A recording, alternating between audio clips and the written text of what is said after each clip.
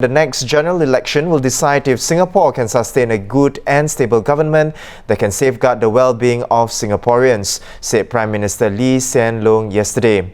Addressing 2,500 People's Action Party activists at the PAP65 Awards and Convention, he called on them to continue working hard to convince Singaporeans to give the ruling party the mandate to lead the country again in the upcoming election. In his speech, Mr. Lee summarized what the PAP government has done to improve the people's lives, like creating better jobs for workers and improving the public transport network.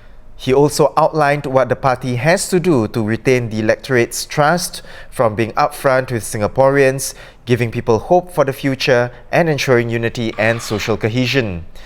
Additionally, Mr. Lee highlighted that the PAP had been frank with Singaporeans on hot-button and unpopular issues, even though there may be a political price to pay. These include the need to raise the goods and services tax after the election and amendments to the elected presidency.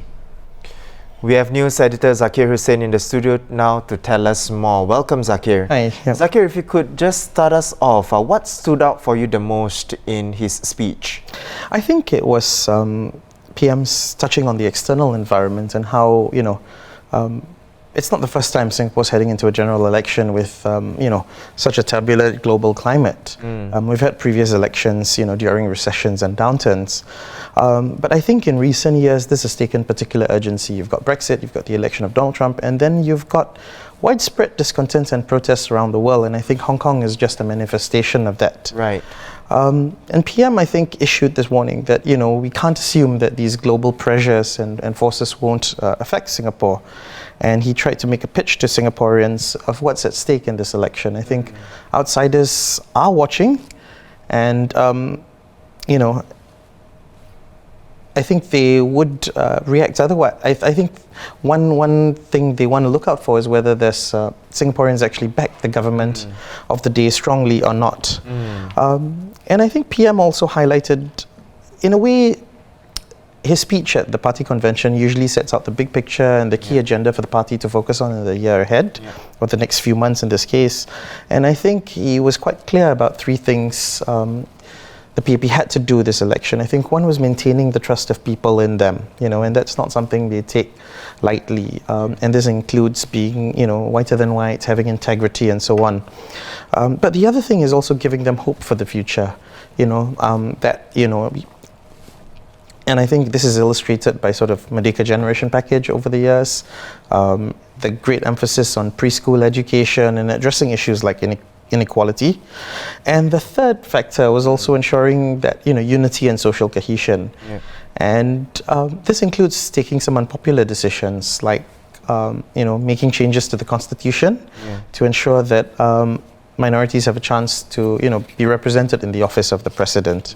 And even though this was unpopular, PM said this was the right thing to do.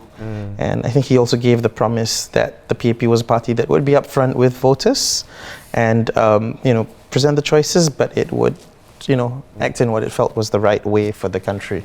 Now, apart from PM's speech, of course, the other almost exciting and interesting thing was the four younger party activists. Now, they shared their experiences growing up in Singapore at the convention. Can you tell us more on that? Who are they? And are they potential election candidates? I think traditionally the folks who speak at PAP conventions have always been possible election candidates. But who the party feels, of course, is only finalized closer to the election day. But as in previous years, I think all four are quite likely potential candidates, I'd say. And they were they, I think, highlighted different themes of what the party will likely emphasize in the coming months as it heads into the election. So first you had lawyer Alex Yeo from Aljunied GRC, actually, who spoke about building trust and the uphill work, trying to regain residents' confidence in an opposition ward. And we recently had the AHTC motion debated in Parliament. And I think he emphasized the importance of integrity and being sincere on the ground. You then had lawyer Wan Rizal from Pasir Ris Punggol GRC and lawyer Kawal Pal Singh from Marine Parade GRC.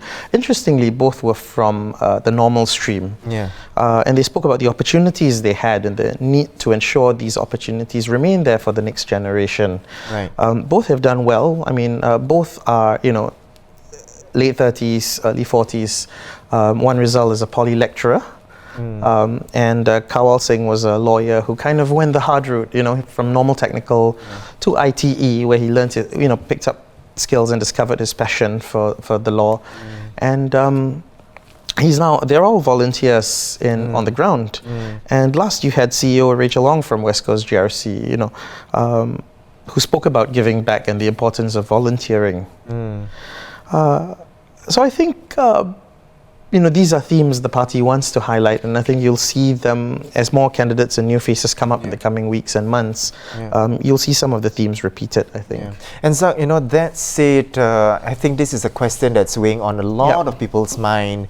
Do we have an inkling of when the next general election is or will be taking place?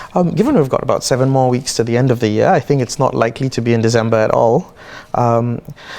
But at the same time, it's not likely to be in the first 3 months of next year either.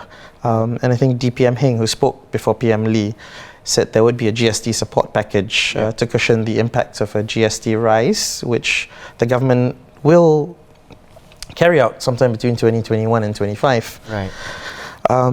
And so, the budget traditionally takes place in February. All indications are it will likely be in mid-February this year. And after the budget, you will have the budget debated for 2 weeks by MPs in Parliament. Right. So I think the earliest Parliament can be dissolved for the election will likely be in late March, early April. Okay. So that's a possible window. May is a possibility, but it clashes with Ramadan, and I think they might not take that option. June is another window, I think, because you have the school holidays, so it's traditionally when people campaign. But these days, a lot of people are out of town during the school holidays, so they might want to do it, April seems like a likely window, I'd say. So you would say the earliest window would seem to be April next year? Yes. Or whatever it is, it has to be done by 2021. By April 2021. April 2021. But I think given that, the Electoral Boundaries Committee has been convened, I think people are expecting its report to be out anytime early next year. Right. So, they might not wait all the way till April 2021. Right. Well, thank you so much, Zakir, for coming on to the show to tell us more about this and, of course, give us some tea leaf prediction as to when would the election take place, the earliest window. And, of course, according to Zakir, our news editor, he's saying that the earliest possible window would be April next year. Now, to read more on PM Lee's speech as well as everything that happened at the convention, you can read the articles on straitstimes.com.